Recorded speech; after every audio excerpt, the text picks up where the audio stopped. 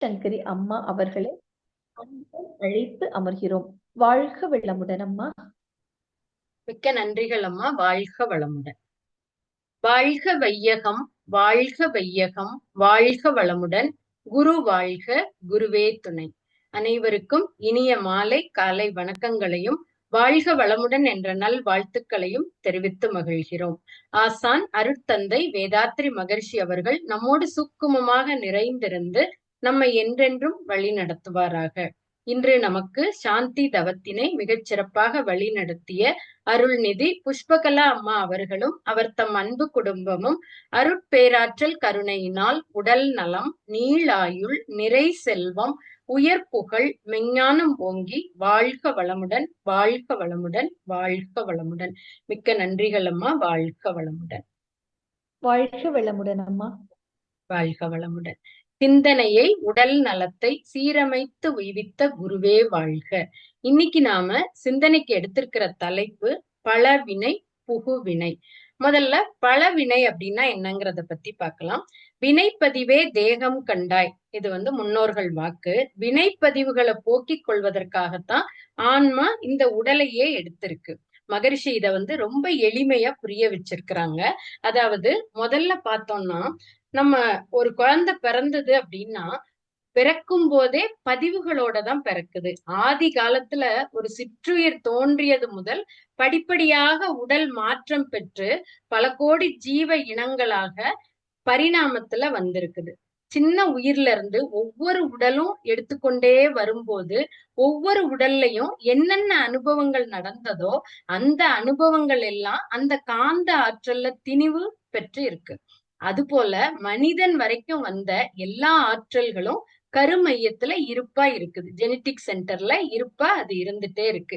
இப்படி ஓரறிவான அந்த தாவரம் முதல் பரிணாம தொடர்பாக நம்முடைய பெற்றோர்கள் வரைக்கும் எடுத்த பல கோடி பிறவிகள்லையும் பெற்ற பதிவுகளோட தொகுப்பு தான் கருமைய பதிவுகள், இல்லைன்னா சஞ்சித கர்மம்னு அதுக்கு சொல்றாங்க.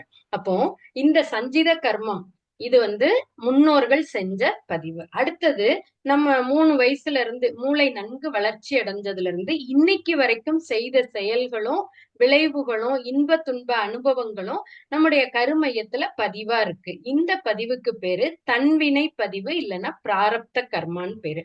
அப்போ இந்த முன்னோர்கள் செஞ்ச இந்த சஞ்சித கர்மமும் நாம 3 வயசுல இருந்து இன்னைக்கு செஞ்ச அந்த தன்வினை பதிவான அந்த பிராரப்த கர்மா, இது ரெண்டையும் சேர்த்துதான் முன்வினை, இததான் பழவினை அப்படின்னு சொல்றாங்க. சஞ்சித கர்மமும் பிராரப்த கர்மமும் தான் பழவினை. அடுத்தது புகுவினை அப்படின்னா என்னன்னா, இந்த 2 பதிவுகளும், அதாவது சஞ்சித கர்மம் பிராரப்த கர்மம், இந்த பதிவுகளோட ஒருத்தர் உலகத்தோட தொடர்பு கொள்ற போது விருப்பமும் செயலும் உருவாகுது. இதுக்கு பேரு ஆக்காமிய கர்மம்னு பேரு. ஆன்மாவுக்கு இச்சையை ஊட்டி செயல்ல ஈடுபட செய்கின்ற மனச்செயல் எழுச்சிகளை ஆக்காமிய கர்மம்னு சொல்றாங்க. இதத்தான் புகுவினை அப்படின்னு சொல்றாங்க. மகரிஷி இத அற்புதமா ஒரு கவியில கருவழியே வந்த வினைப்பதிவு சஞ்சிதமாம், உருவெடுத்த பின்கொண்ட வினைப்பதிவு பிராரப்தம், இரு வினையும் கூடி எழும் புகு வினையே ஆக்காமியம், ஒரு வினையும் வீண் போகா உள்ளடங்கி பின் விளைவாம் அப்படின்னு கொடுத்துட்டாங்க. அப்போ எந்த வினையும் வீணா போகாது. நம்ம கருமையத்துல பதிஞ்ச பதிவுகள் எல்லாம் கண்டிப்பா அது செயலுக்கு வரும் அப்படின்னு சொல்லியிருக்காங்க. அப்போ ஒரு வினையும் வீண் போகா உள்ளடங்கி பின் விளைவும். அப்போ நாம யோசிக்கலாம், நம்மளோட கருமையத்துல நல்ல பதிவுகள் இருந்துன்னா நம்மளோட வாழ்க்கை, ஏன்னா முன்னோர்கள் செஞ்சதும் நம்ம 3 வயசுல இருந்து செஞ்சதும் தான் கருமையத்துல இருக்கு. அதுக்கு ஏத்த மாதிரிதான் இது ரெண்டும் சேர்ந்துதான் ஒரு மனிதனுடைய அறிவாட்சி தடம், பர்சனாலிட்டி அதுதான். அப்போ அதுக்கு ஏத்த மாதிரிதான் நாளைக்கு நடக்க போற செயல் நிர்ணயமாகுது. அப்போ இந்த 2 வினையும் முன்னோர்கள் செஞ்சது, அதுல ஏதாவது தீய செயல்கள், தீய பதிவுகள் இருந்தது அப்படின்னா அதோட விளைவு எப்படி இருக்கும்? தீயதாதான் இருக்கும். அதனால நமக்கு வாழ்க்கையில சிக்கல்கள், துன்பங்கள் இதெல்லாம் இருக்கும். நம்மளோட கருமையத்துல நல்ல பதிவுகள், முன்னோர்கள் செஞ்ச பதிவு நல்ல பதிவு, நம்ம 3 வயசுல இருந்து செஞ்சது எல்லாமே நல்ல பதிவா இருந்தா நம்மளோட வாழ்க்கை மகிழ்ச்சியாவும் இன்பமாவும் இருக்கும். அப்போ இந்த நம்ம மகிழ்ச்சியா இருந்தா நமக்கு பிரச்சனை இல்லை. நம்மளோட வாழ்க்கையில கஷ்டங்கள் துன்பங்கள், நம்ம பயிற்சி எடுத்துக்கிட்டு தவம் பண்ணிட்டே இருக்கோம், ஆனா கூட நம்ம வாழ்க்கையில வாழ்க்கையில ஏதாவது ஒரு கஷ்டங்கள் துன்பங்களை அனுபவிச்சுட்டு இருக்கோம் அப்படின்னா நமக்குள்ள ஒரு கேள்வி வரும். நம்ம நல்லது தானே செஞ்சுட்டு இருக்கோம், ஏன் இந்த மாதிரி வருது அப்படின்னா அதுக்கும் மகரிஷி அற்புதமா இதுக்கு ஏதாவது வழி இருக்கா அப்படின்னு பார்த்தா அற்புதமா ஒரு வழியை கொடுத்திருக்கிறாங்க. தன்னில் பதிவான வினைப்பதிவுகளை தணிக்க பொருள் செல்வாக்கு பயனாகாது. ஏதாவது ஒரு கோடி கோடியா பணத்தை கொடுத்து என்னோட கருமையத்துல இருக்க பதிவுகளை நீக்கலாம்னா நிச்சயமா முடியாது. உன்னை நீ உள்ளுணரும் அகத்தவத்தை ஆற்றி ஒவ்வொன்றாய் பழிப்பதிவை அகற்றி வர வேண்டும். அப்ப மகரிஷி என்ன கொடுத்துட்டாங்க? நம்மள உணரக்கூடிய அந்த அகத்தவத்தை செய்ய செய்ய செய்யத்தான் நமக்குள்ள இருக்கக்கூடிய அந்த பதிவுகள் ஒவ்வொன்றாக கழிய ஆரம்பிக்கும். அப்ப அதுக்கு நாம தொடர்ந்து தவம் செய்யணும். மகரிஷி நமக்கு அற்புதமான தவ பயிற்சிகளை கொடுத்திருக்கிறாங்க. பொதுவா மனிதனோட அனைத்து குறைகளையும் போக்க வல்லது தவ ஆற்றல் அப்படிங்கிறது முன்னோர்களோட கூற்று. தியானம் பரம ஔஷதம் அப்படின்னு சொல்றாங்க. அது சர்வரோக நிவாரணி அப்படின்னும் அருமருந்து, தவம் அருமருந்து அப்படின்னும் கூறப்பட்டுள்ளது. அப்போ இந்த தவத்தை நாம தொடர்ந்து செய்யணும். இருந்தாலும் மகரிஷி என்ன சொல்றாங்க? செயலுக்கு விளைவு நிச்சயம். ஒரு செயலை செய்தா அதுக்கு கண்டிப்பா ஒரு விளைவு வரும். அப்போ அந்த விளைவை நாம ஏற்றுக்கொள்ளக்கூடிய பக்குவம் நமக்கு எப்போ வரும் அப்படின்னா இந்த தவம் செய்ய செய்ய வரும். அப்போ இத ஒரு சின்ன கதை மூலமா பார்க்கலாம். ஒரு காட்டுல வழிப்போக்கர்கள் ஒருத்தர் நடந்து போய்கிட்டே இருக்கிறாரு. பார்த்தா திடீர்னு இடி மின்னல் பயங்கரமா மழை பெய்யுது. அப்போ அவரு சுத்தி முத்தி பாக்குறாரு, எங்கேயாவது போய் ஒதுங்கலாமான்ட்டு. அந்த பக்கம் ஒரு மண்டபம் இருக்கு. உடனே போய் என்ன பண்றாரு, அந்த மண்டபத்துல போய் கொஞ்ச நேரம் இருக்கலாம் மழை விடுற வரைக்கும் அப்படின்னு சொல்லி போய் அந்த மண்டபத்துல உட்கார்றாரு. அங்க பார்த்தா ஏற்கனவே 2 பேர் அந்த மண்டபத்துல உட்கார்ந்து இருக்கிறாங்க. சோ மழை விடுற மாதிரியே இல்ல, தொடர்ந்து மழை இடி மின்னல் தொடர்ந்து நடந்துட்டே இருக்கு. இருட்டாயிட்டு வேற இருக்கு. அப்போ அவங்களுக்கு எல்லாம் கொஞ்சம் கொஞ்சமா பசி எடுக்க ஆரம்பிச்சிருது. அப்போ முதல்ல அங்க இருக்கிறவங்க 3 பேரு பேசிக்கிறாங்க. ரொம்ப மழை இப்போதைக்குள்ள விடாது போலயே, சரி நம்ம இருக்கிறத வச்சு சாப்பிடுவோம் அப்படின்னு சொல்லிட்டு என்ன இருக்கு, நீங்க எதுவும் வச்சிருக்கீங்களா என்னன்னு கேக்குறாங்க. அப்போ அதுல முதல்ல ஒருத்தர் சொல்றாரு, நான் ஒரு 5 ரொட்டி வச்சிருக்கேன் அப்படின்றாரு. அப்புறம் 2வது ஒருத்தர் சொல்றாரு, என்கிட்ட ஒரு 3 ரொட்டி இருக்கு அப்படின்னு. 3வது உள்ளவர் சொல்றாரு, இல்ல நான் பக்கத்துலதான் போலான்னு வந்தேன், அதனால நான் எதுவும் சாப்பிடலாம் எடுத்துட்டு வரல.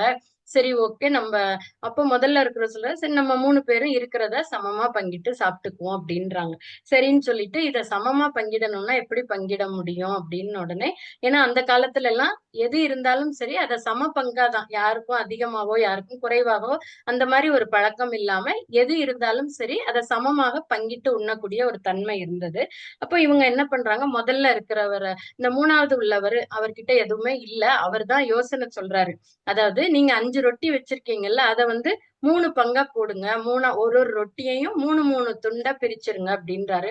அவரும் அதை 3 துண்டா புட்டு வைக்கிறாரு. அப்போ அந்த 5ம் சேர்ந்து 3 துண்டா வைக்கும்போது 15 துண்டு ரொட்டி வந்துருது. அடுத்தது 2வது இருக்கிறவர் 3 ரொட்டி வச்சிருக்காரு. அதை ஒவ்வொன்னையும் 3 பீஸா புட்டு புட்டு வைக்கிறாரு. சோ அவருக்கு 9 பீஸ் வந்துருது.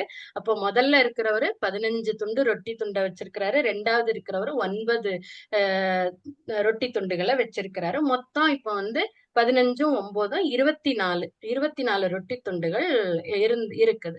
சரின்னு இதை 3 பேரும் சமமா பங்கிட்டுக்கிடலாம். ஆளுக்கு 8 8 பிரிச்சிடுறாங்க. பிரிச்சு சாப்பிட்டுறாங்க. சாப்பிட்டுட்டு மழையும் விடுற மாதிரி இல்ல, அப்படியே படுத்துறாங்க, தூங்கிடுறாங்க. காலையில இந்த 3வதா உள்ளவரு அவர்கிட்ட எதுவுமே சாப்பாடு எதுவும் இல்லாம இருந்தாரு. அவர் என்ன சொல்றாரு, சரி மழை இப்ப விட்டுருச்சு கிளம்பலாம் அப்படின்னு சொல்லிட்டு அவர் என்ன கொடுக்குறாருன்னா, தான் கிட்ட இருக்கிற 8 தங்க காசுகளை முதல்ல இருக்கிறவர்கிட்ட கொடுக்குறாரு. கொடுத்து இந்தாங்க, இதை 2 பேரும் சமமா பங்கிட்டுக்கோங்கன்னு சொல்லிட்டு அவர் பாட்டுக்கு திரும்பி பார்க்காம நடந்து போயிடுறாரு.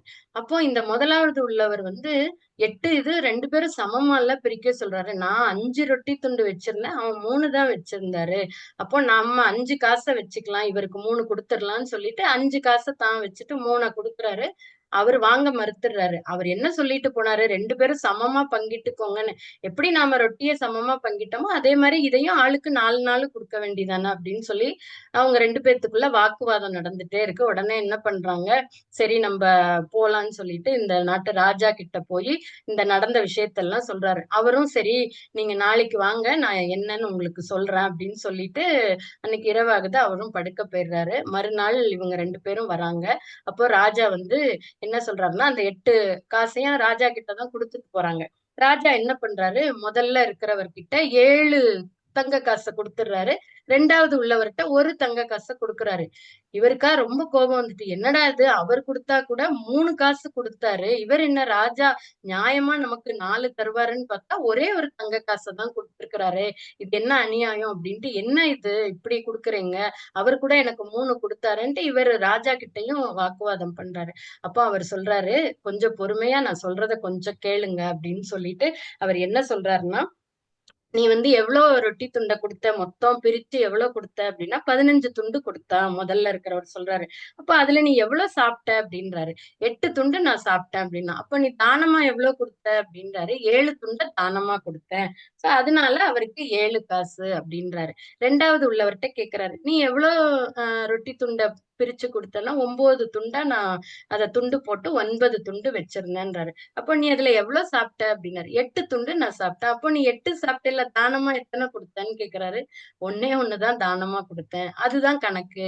இதுதான் கடவுளோட கணக்கு. எந்த செயலை செய்தாலும் அதற்கு ஒரு விளைவு, நாம என்ன செய்யறோமோ அதுக்கான விளைவு கண்டிப்பா இது கடவுளோட கணக்கு, இதுல இருந்து தப்பவே முடியாது, இதுதான் நேர்மையான கணக்கு, உண்மையான கணக்குன்னு சொல்லி அவருக்கு புரிய வைக்கிறாரு. அவரும் சரி, ஓ நம்ம தானமா கொடுத்தது ஒண்ணுதான், அதனால நமக்கு சேர வேண்டியது ஒண்ணுதான் அப்படின்ட்டு.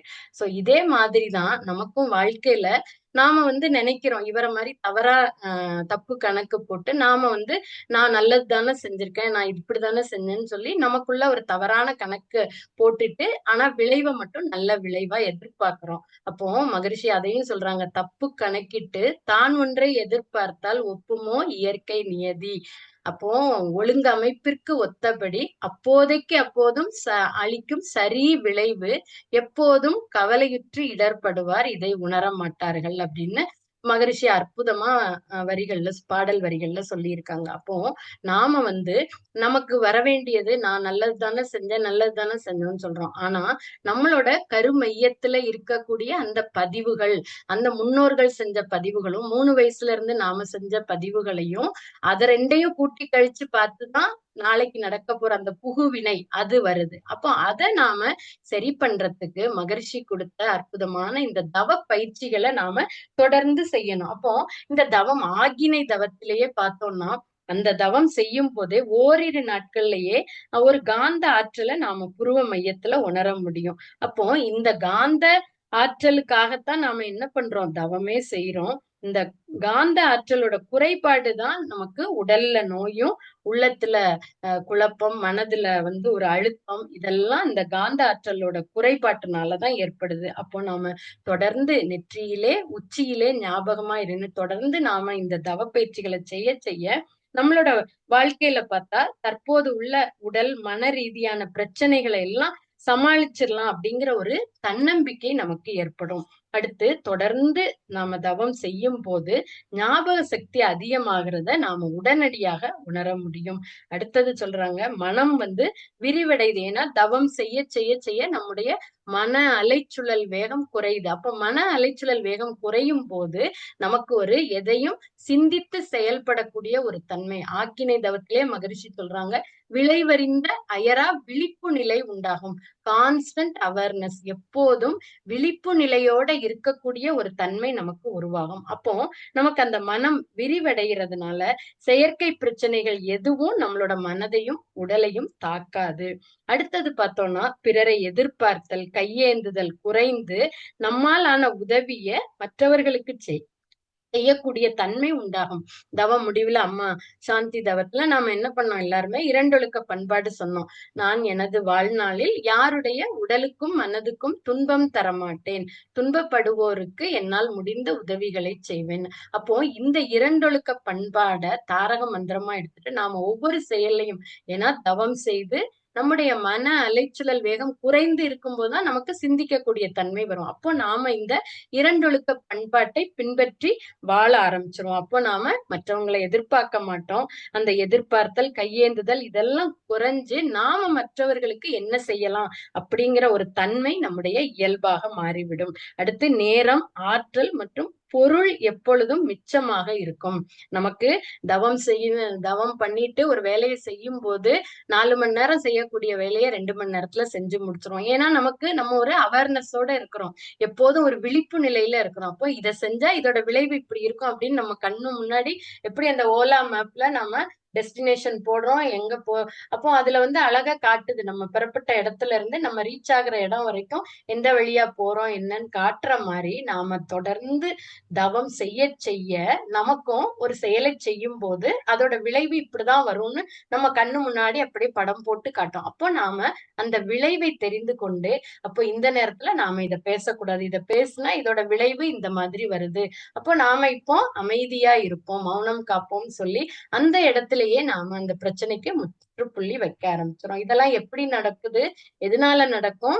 தவம் உன்னை நீ உள்ளுணரும் அகத்தவத்தை ஆற்றின்னு மகரிஷி சொல்லிட்டாங்க. அப்போ நாம தொடர்ந்து தவம் செய்ய செய்யதான் நம்மளால இந்த ஒரு நிலைக்கு வர முடியும். அடுத்து மேலும் இந்த தவம் செய்யும் போது நமக்கு ஓர்மை, கூர்மை, நேர்மை, சீர்மைன்ற தன்மைகளும் கிடைக்குது.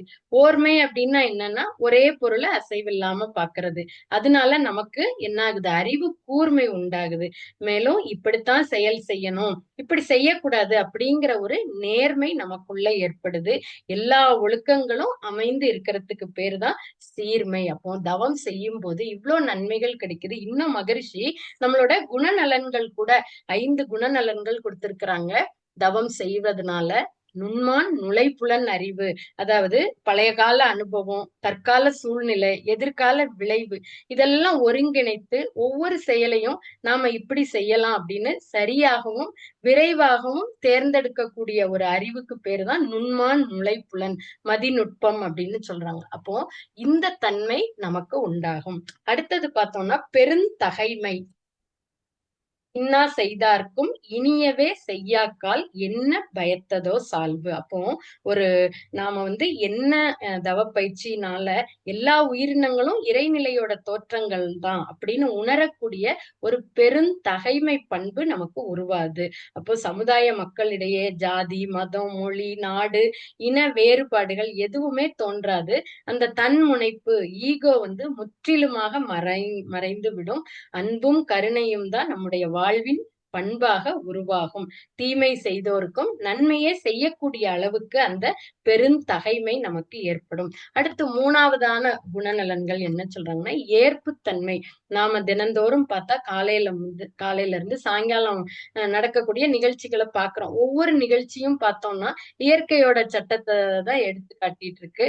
நம்முடைய ஆசைனால, பற்றினால நாம என்ன நினைக்கிறோமோ அது நடக்காத போது நடக்கக்கூடிய நிகழ்ச்சிகளை ஏற்றுக்கொள்ள முடியாத ஒரு தவிப்பு நமக்கு ஏற்படுது.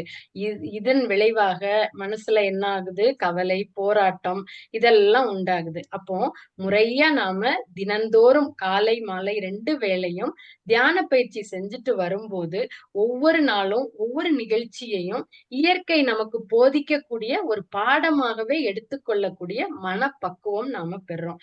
அதே நேரத்துல நம்முடைய அறிவு மேன்மையடைந்து நாம நலமாக வாழக்கூடிய வழியும் கிடைக்கும். இதத்தான் ஏற்புத்தன்மை அப்படின்னு சொல்றோம். அப்போ மனசுல பொறுமை இருந்தாலன்றி அந்த ஏற்பு சக்தி வராது. அந்த பொறுமையும் மன விரிவும் ஏற்பட எல்லாத்தையும் ஏற்றுக்கொள்வது, எல்லாவற்றையும் தாங்கிக் கொள்வது, ஆராய்ச்சி பண்ணி அதுல தெளிவடைகிறது, தெளிந்த நிலையில நம்ம வாழ்க்கைய நல்ல முறையில தேர்ந்து கொள்வதுன்ற அளவுல அந்த ஏற்பு சக்தி நமக்கு உதவியாக இருக்கும். 3வதா ஏற்புத்தன்மை பார்த்தோம். 4வதாக இணக்கத்தன்மை நமக்கு உண்டாகும்ன்றாங்க. அதாவது இடத்துக்கு தக்கவாறு நம்மளை மாற்றி அமைத்துக் கொள்ள தகுதிக்கு பேரு தான் இணக்கத்தன்மை, அடாப்டபிலிட்டி. அந்த தகுதி எப்போ வரும்னா அறிவு விரிய விரிய மற்றவங்களோட நலனையும் தீமையும் குறை சொல்லாம, அதிகமா போற்றாம, உண்மையை உணர்ந்து நலம் உள்ளதை நலமாக கருதி பயன்படுறதும், தீயதா கருதி அதுல இருந்து விடுபடுறதுக்கும் நம்மால முடியும். அப்போ காலத்தாலோ இடத்தாலோ நாம வேறுபட்ட சூழ்நிலையில வாழ வேண்டியது இருக்கும். நான் நேற்று அப்படி இருந்தேன், நேற்று நான் என்ன சாப்பிட்டேன், எப்படி பேசினேன், எப்படி இருந்தேன், நான் என்னெல்லாம் பண்ணிட்டு இருந்தேன் அப்படிங்கிற எதிர்பார்ப்பு இல்லாம எந்த சூழ்நிலையில எந்த மாதிரி இருக்கணுமோ அந்த இடத்துல அதை ஏற்றுக்கொள்ளக்கூடிய ஒரு பக்குவம், அந்த இணக்கத்தன்மை, அடாப்டபிலிட்டி நமக்கு ஒத்துழைப்போட நம்ம அங்க இந்த இடத்துல இருக்கிறோம், இதுல நமக்கு என்ன நன்மை கிடைக்குது அப்படின்னு ஆராயக்கூடிய ஒரு தன்மை நமக்கு உண்டாகும். நம்மால என்ன மற்றவங்களுக்கு கொடுக்க முடியுமோ அதை கொடுக்கணும் அப்படிங்கிற எண்ணம் வரும்போதே அந்த இணக்கத்தன்மை நமக்குள்ள ஏற்படுது. இடத்துக்கு தகுந்தவாறு அது மொழியா இருக்கலாம், செயலா இருக்கலாம், கருத்தால இருக்கலாம், நம்மளோட சேவைனால கூட இருக்கலாம். எந்த விதத்திலையும் அந்த இடத்துக்கும் காலத்துக்கும் மக்களுக்கும் தக்கவாறு நம்மள மாற்றி அமைத்து கொண்டு ஒரு இளகிய தன்மையோடு இணக்கத்தன்மையோடு நாம நலமே காத்து நலமே விளைவிக்கத்தக்க அளவுக்கு ஒரு பெரு நோக்கத்தோடு இருப்போமானால் அதுக்கு பேர் தான் இணக்கத்தன்மைன்னு பேரு. அடுத்து மகரிஷி 5வதா நமக்குள்ள குணநலன்களை சொல்றாங்க. படைப்பு திறன், கிரியேட்டிவிட்டி. தொடர்ந்து நாம தவ பயிற்சியை செஞ்சுட்டே வர்றதுனால நம்முடைய மூளை செல்கள் இயக்கத்துக்கு வருது. அதன் காரணமாக நம்மளோட படைப்பு திறன் அதிகரிக்கிறது. சின்ன வயசுல ஏதாவது ஒரு பாட்டு பாடுற திறமை இருந்திருக்கும். அடுத்து லேடிஸ் திருமணம் ஆகி அடுத்து குடும்பம் அப்படின்றதுல அப்படியே அதெல்லாம் மறந்தே போயிருக்கும். ஆனா நாம இப்போ திருப்பி தவம் செய்யும் போது அதெல்லாம் திருப்பி நமக்குள்ளாக எழுச்சி பெற ஆரம்பிக்கும். அந்த ஒரு கவிதை எழுதக்கூடிய திறன் அதெல்லாம் கூட நமக்குள்ள நம்ம அதெல்லாம் வச்சுட்டு குடும்ப வேலையில ஈடுபட்டு இருந்தா கூட இந்த தவம் செய்யும் போது நமக்குள்ள இருக்கக்கூடிய அந்த திறமைகள் எல்லாம் வெளிப்பட ஆரம்பிக்கும். ஒவ்வொரு நொடியும் நாம வாழ்ந்து கொண்டிருக்கிற வாழ்க்கை இந்த உலகத்துக்கும் நமக்கும் பயனுடையதாக, அமைதி கொண்டதாக, மகிழ்ச்சி நிறைந்ததாக, வெற்றியுடையதாக அமையும். இதுதான் ஆக்க வாழ்வு அப்படின்னு சொல்றோம். அப்போ நாம தவம் தொடர்ந்து தவம் செய்ய செய்ய எவ்வளவு நன்மைகள் நமக்கு இருக்கு அப்படிங்கிறத பார்த்துட்டோம். அப்போ மகரிஷி சொன்ன மாதிரி முன்னோர்கள் செஞ்ச வினைப்பதிவு நம்மளோட வித்தில இருக்கு. முதல்ல பார்த்தோம் பலவினைனா என்னன்னு சொல்லிட்டு, அந்த சஞ்சித கர்மமும் பிராரப்த கர்மமும் சேர்ந்துதான் பலவினை. அடுத்தது இது ரெண்டும் சேர்ந்து நடக்கிற செயல் புகுவினை. அப்போ இந்த வினைகளை பல வினைகள் புகுவினை, அந்த புகுவினைய நாம நல்லதாக மாற்றிக்கொள்ளக்கூடிய பயிற்சிகளை மகரிஷி நமக்கு அற்புதமா எளிமையா வடிவமைச்சு கொடுத்திருக்கிறாங்க. நம்மளோட பலவினை அந்த சஞ்சித கர்மம் பிராரப்த கர்மம் எப்படி இருந்தாலும் கூட இப்போ அந்த கதையில சொன்ன மாதிரி அதுல இருந்து நாம தெரிஞ்சுக்கிறது என்ன, இந்த மாதிரி செயலுக்கு விளைவு நிச்சயம். நாம என்ன வினை விதைத்தவன் வினை அறுப்பான், திணை விதைத்தவன் திணை அறுப்பான்ங்கிற மாதிரி நம்ம செய்த செயலுக்கான விளைவு உண்டு. ஆனா அதுல ஏற்றுக்கொள்ளக்கூடிய பக்குவம், அந்த ஒரு காயின் கொடுத்தா கூட ஓகேன்னு அதை ஏற்றுக்கொள்ளக்கூடிய பக்குவம் எப்போ வரும் அப்படின்னா தவம் செய்தால் மட்டும்தான் வரும். ஏன் தவம் செஞ்சா வருதுன்னா, தவம் செய்யும் போது நம்முடைய மன அலைச்சுழல் வேகம் குறையுது. நம்ம இப்ப பார்த்தோமே எவ்வளோ குணங்கள், சீர்மை, நேர்மை, அடுத்து இணக்கத்தன்மை, படைப்பு திறன், இவ்வளோ குணங்களும் நமக்கு வரும்போது நாம எந்த உயிருக்கும் துன்பமும் செய்ய மாட்டோம். எல்லாரையும் சமமா பார்க்கக்கூடிய தன்மை வரும். அடுத்து முக்கியமா எதையும் ஏற்றுக்கொள்ளக்கூடிய ஒரு மனப்பக்குவம் நம்முடைய இயல்பாக மாறிவிடும். அப்போ மகரிஷி சொன்ன மாதிரி இந்த நம்முடைய பலவினை எப்படி இருந்தாலும் கூட அதை மாற்றி அமைக்கக்கூடிய தன்மை, அந்த புகு வினையை நல்ல வினையாக நம்மளோட வாழ்க்கையில சந்தோஷமும், ஏன்னா நம்மளோட கருமையத்துல என்ன பதிவு இருக்கோ அதுக்கேத்த மாதிரிதான் விளைவு வரும். அப்போ அந்த புகுவினை ஆக்காமிய கர்மத்தை நல்லதாக மாற்றுறதுக்கு நாம என்ன பண்ணணும், மேல நல்ல பதிவை போட போட போட அல்லது தானாக போயிடும். அப்போ நம்மளோட கருமையத்துல நல்ல பதிவுகள் நிறைய இருக்கும் போது அதோட விளைவு நன்மையாகத்தான் இருக்கும். ஒரு சின்ன உதாரணத்தை சொல்லி நிறைவு பண்ணிக்கலாம். அதாவது நம்ம கருமையத்துல பதிவு படி நம்மளோட கர்மா படி பார்த்தா இன்னைக்கு ஒரு கல்லு தடுக்கி விழுந்து ஒரு 2 நாள் ஹாஸ்பிட்டல்ல இருக்கணும் அப்படிங்கிற ஏதோ நம்ம செஞ்ச முன்வினைனால நம்மளோட கர்மா இன்னைக்கு அப்படி இருக்கு. நாம என்ன பண்றோம், வீட்டுல இருந்து கிளம்புறப்பவே நல்ல அருட்காப்பு போட்டுக்கிறோம், சங்கல்பம் பண்ணிக்கிறோம், தவம் பண்ணியிருக்கோம், காலையில உடற்பயிற்சி காயக்கல்பம் எல்லா பயிற்சியும் செஞ்சுட்டு எல்லாரையும் வாழ்த்திட்டு வீட்டை விட்டு கிளம்புறோம். நாம அதே ரோட்ல போறோம், அதே கல்லு இருக்கு. என்ன ஆகுது அப்படின்னா அந்த கல்லுக்கும் நமக்கும் ஒரு தொடர்பு ஏற்படுது. என்ன பண்றோம்னா கீழே நம்ம போயிட்டு இருக்கும்போது கவனிக்காம அங்க ஒரு மாட்டு சாணம் இருக்கு, அதை மிதிச்சிடறோம். அதை மிதிச்சுட்டு என்ன பண்றோம், அந்த கல்லுல போய் நம்ம காலை அதை தேய்ச்சு காலை சரிப்படுத்துறோம். அப்போ அந்த கல்லுக்கும் நமக்குமான தொடர்பு அன்னைக்கு வந்துருச்சு.